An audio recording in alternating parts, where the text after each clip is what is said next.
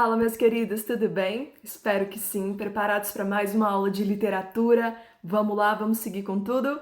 A gente vai dando continuidade, então, àquela ideia, né, a respeito do barroco. Adorei a galera que colocou um comentáriozinho, é isso mesmo, eu também estou com saudade de vocês.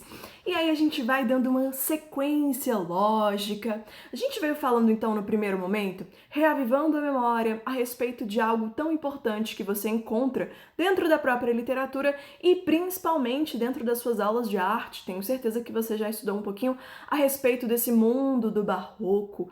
E aí você deve estar olhando essa imagem aí e falando assim, velho, que imagem que eu estou agoniado com tanta informação. Eu não sei para onde eu olho em uma imagem dessas. E eu te garanto que você tá mentindo não, você tá certo. Por quê? Porque você tem uma ideia do que é o barroco, meu amigo. Isso é uma igreja maravilhosa e é uma igreja totalmente com imagens, traços, acessórios barrocos. E o que eu quero te mostrar é que essa é a literatura do exagero. A gente está falando então da arte do demais, do ultra, né? Do que é exacerbado. E acima de tudo, aí nada mais é do que um grande exemplo do que é o barroco, do que é o barroco para a própria literatura, né? Então a gente vai dando uma sequência a respeito dos artistas, vamos aprofundando, né? Como eram usadas as próprias figuras de linguagem, que às vezes você ficou na dúvida maior. E aí então montei essa aulinha para a gente trabalhar sobre essa relação do próprio contexto literário, do próprio período literário, dentro da própria inserção desses autores, né? Como é que isso aparecia e tudo mais. Então a gente vai fazer uma correlação com isso hoje, tá bom? Preparados? Montou aí seu lugar de estudo tranquilo? Então eu peço para você, pegue todas as suas anotações. Algumas pessoas gostam de fazer o mapa mental, outros de fazer o resumo, né? Não se preocupa, cada um tem o seu método de estudo, você encontrando o seu, bacaninha é o que importa, fechou? E a gente vai passando. Vamos então, hoje o nosso tópico principal é falar a respeito do barroco, mas fazendo uma correlação com os artistas. Eu quero te mostrar como eles trabalharam tão bem, né? Como é que era essa análise do poema barroco. Vou te dar vários exemplos e eu quero que você acompanhe comigo, fechou?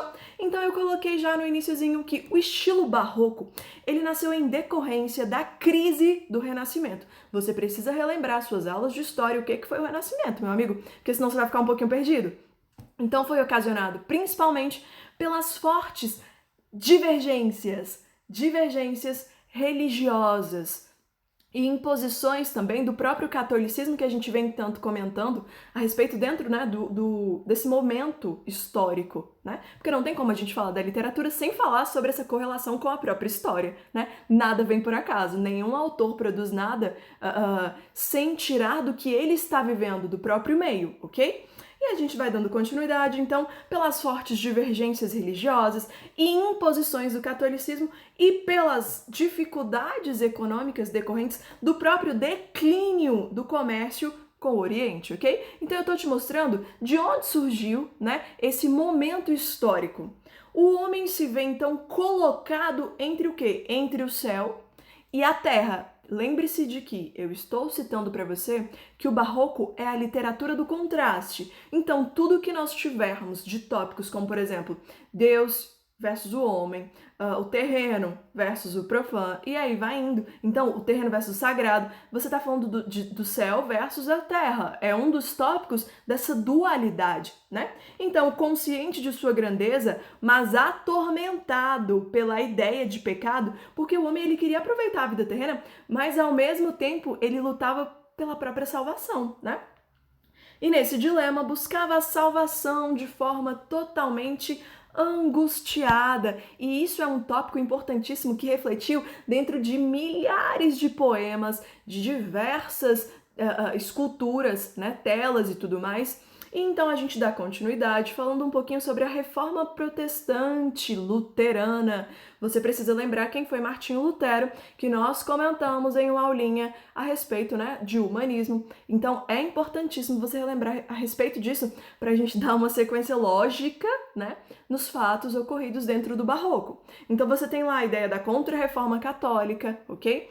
E aí, então, as características, que é algo que tanto me preocupa se você não souber.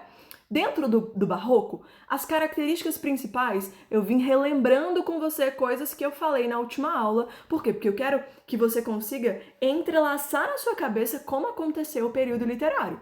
A arte da Contra-Reforma, o conflito entre o corpo e a própria alma. Então você está falando da literatura do conflito, do contraste.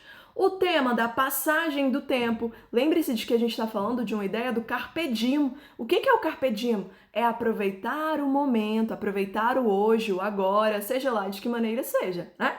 Então, forma tumultuosa. O homem ele estava em conflito com ele mesmo. A gente falou então sobre o cultismo e o conceptismo. Eu vou te mostrar exemplos disso dentro de próprios poemas, ok? E as figuras de linguagem no barroco que foram tão usadas, né? Por quê? Porque a própria linguagem do barroco, ela é mais elaborada. Quando a gente trabalha com figuras de linguagem, a gente tem uma linguagem mais elevada, né? Então vamos lá, cultismo e conceptismo.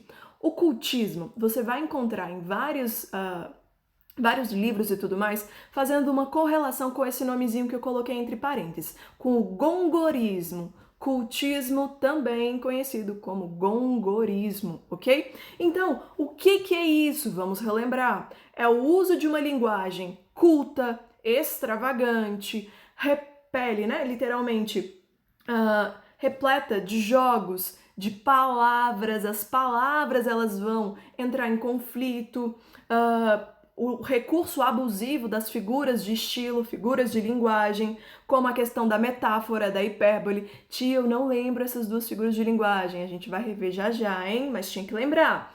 Então, vamos analisar um pouquinho um exemplo do carinha, né, do Gregório de Matos, que ficou tão conhecido como Boca do Inferno, não foi à toa, certo? Então eu vou te mostrar o exemplo que você vai ter do que é o cultismo dentro de um poema, ok? E o exemplo diz lá pra gente assim, ó: o todo sem a parte não é todo, a parte sem o todo não é parte, mas se a parte o faz o todo, sendo parte, não se diga que é parte sendo todo. E você deve...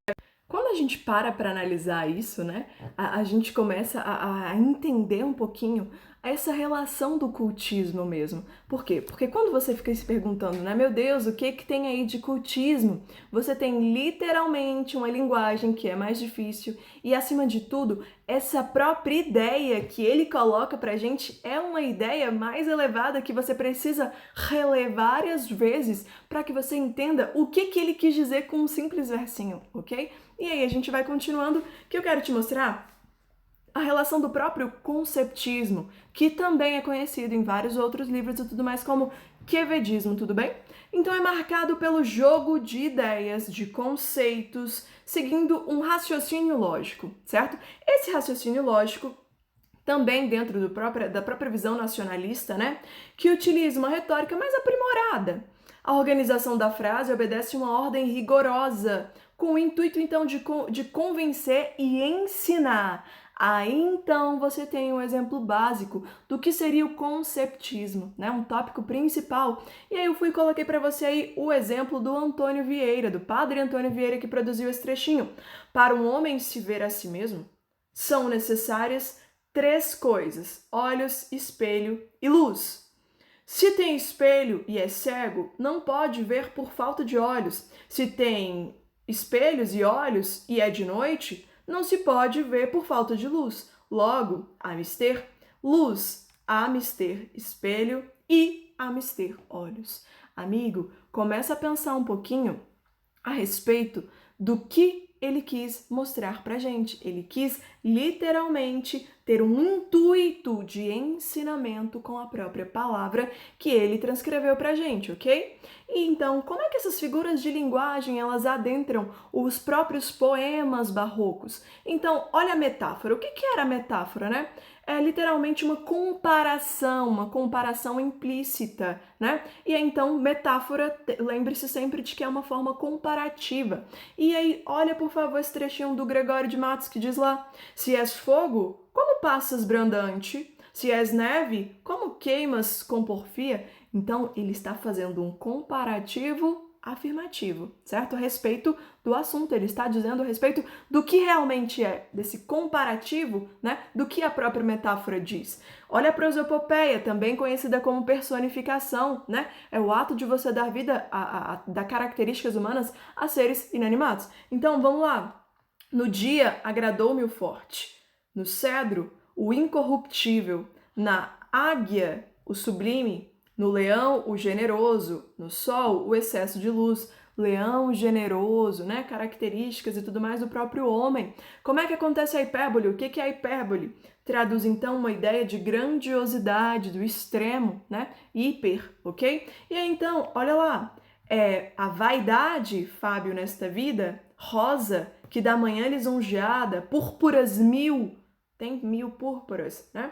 Com ambição dourada, airosa rompe, arrasta presumida. Então você tem aí um exemplo de uma hipérbole. E em vários trechinhos você vai encontrar muito mais do que essas simples figuras de linguagem que eu vim citando para você. Eu quero te mostrar quais são as principais dentro do barroco. Então, a priori, a metáfora, a prosopopeia e a própria hipérbole. A antítese, o que é a antítese? É literalmente esse dualismo, e a antítese é a principal figura de linguagem dentro do barroco. Por quê? Porque é uma característica do próprio barroco, né? Essa dualidade, certo? Essa correlação que nós não temos. Por quê? Porque são ideias contraditórias. E olha lá o trechinho.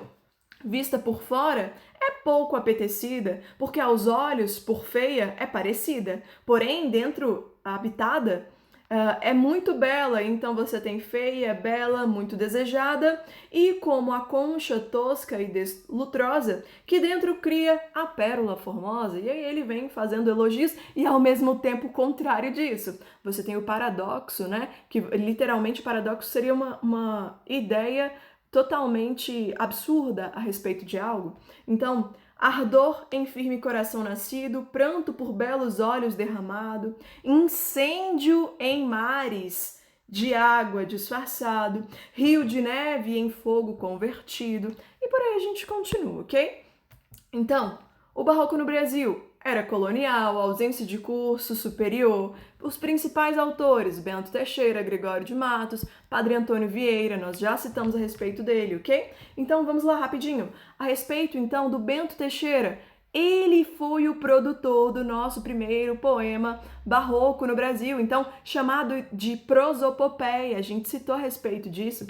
E olha o trechinho, cantem poetas o poder romano, submetendo nações ao jugo duro, o mutano Píntio, rei troiano, descendendo a confusão do reino escuro. E aí ele continua. Só um trechinho para você saber a respeito de quem foi esse cara e a importância dele, né? E o Gregório de Matos, super imprescindível para você. Tudo bem? Então vamos lá. Poesia religiosa. Ele teve várias divisões dentro de suas próprias poesias, ok? Mas ele foi uma figura básica. Conhecido aí, então, era ele, conhecido como Boca do Inferno, né? E não era à toa. Essas subdivisões são bem interessantes. Então, analisa um pouquinho a respeito desse momento religioso dele, certo? No soneto, então, você tem a respeito do poeta se ajoelhando, pedindo, clamando a Deus, né, pela própria salvação. E olha como é que o poeta vem falando com Deus. Pequei, Senhor, mas não porque hei pecado, da vossa alta clemência me despido, porque quanto mais tenho delinquido, vos tem a perdoar mais empenhado. Se basta a vós irar tanto pecado, abrandar-vos sobeja um só gemido, que a mesma culpa que vos há ofendido, vos tem para o perdão lisonjeado. Meu amigo, o cara está pedindo perdão a Deus por todos os pecados cometidos, né? E acima de tudo, ele vem colocando a própria culpa em cima dele, mas se redimindo com Deus, né? E ele vem tentando esse perdão. Isso é muito bacana. Isso foi uma das partes dessas produções dele. Mas ele não ficou por aí, certo? Ele colocou também a respeito, então, da parte satírica, né? Para quem não lembra, algo que é ligado à sátira é o deboche, a crítica, e essa foi uma das principais partes do Gregório de Matos, ok? E olha o que ele diz pra gente. É amplamente conhecido por suas críticas. Então, Triste Bahia é um exemplo disso. Triste Bahia, ó quão dessemelhante. Estás, eu estou, do nosso antigo estado, Pobre te vejo, a ti, tu a mi abundante. A ti, tricou-te a máquina mercante. Quem em tua larga barra tem entrado, a mim, foi me trocando e tem trocado tantos negócios e tantos negociantes, né? Então ele vem fazendo uma crítica a respeito da época e tudo mais. Poesia lírica, ele fez parte disso e teve poemas incríveis, né? E olha lá, olha esse trechinho, amigo. Anjo no nome, angélica na cara, isso é ser flor. E anjo juntamente, se for angélica flor e anjo florescente, em quem, se não em vós, se uniformará. Gente, aí ele vem falando a respeito, então, dessa donzela, dessa mulher amada. Então, a dica que eu te dou é nunca ingesse um poeta, porque dentro dele existem várias fases, certo? Existem vários outros seres. E aí, o padre Antônio Vieira, que a gente veio comentando na última aula, falando da importância desse cara, que literalmente ele foi responsável pelo desenvolvimento da poesia no próprio período. Por quê? Pelas produções dos sermões. A gente está falando de um padre que veio para fazer a diferença. Literalmente, ele falava que o ato de o próprio ser que frequenta a igreja, de não seguir, se ele não segue a palavra de Deus, a culpa não é dele, não. A culpa dos próprios padres, que não sabe, literalmente, o padre não sabe passar a palavra de Deus para esse fiel. Então a culpa não é desse fiel que está indo lá e não está seguindo a palavra de Deus, tudo bem? Ele não tem culpa de nada, mas ele tem culpa da palavra que não está sendo bem comentada, que esse sermão não está sendo bem passado ao próprio fiel. Isso é interessante. Escreveu cerca de 200 sermões, meu povo, em estilo conceptista, isto é, que privilegia, olha aí, a questão da retórica, do encadeamento lógico dos próprios conceitos. E aí, então, a gente trabalha com a ideia de como ele é dividido, né, em 3 partes. Introito ou exórdio, né? Que o que é isso? É a apresentação, a introdução, o assunto, o desenvolvimento ou argumento. É a defesa da ideia na base da própria argumentação. E você tem a peroração, que é a parte final, né? A própria conclusão. Então, escuta um pouquinho a respeito do sermão da 60ª, né? Que é super importante. E aí ele começa assim, ó: diz Cristo que saiu o pregador evangélico a semear a palavra divina. Bem parece esse texto dos livros de Deus não só faz menção do semear, mas também faz caso do sair, porque no dia da messe hão-nos de medir a semeadura e hão-nos de contar os passos. Entre os semeadores do evangelho, há uns que saem a semear e há outros que semeiam sem sair. E aí ele faz todo um jogo de ideias a respeito do ato de semear, ou seja, de falar a respeito da própria palavra de Deus. Meus amigos, espero que eu tenha tirado algumas dúvidas. Próxima aula a gente vem dando continuidade, vem tirando as dúvidas de vocês e eu deixo um beijo enorme para cada um de vocês.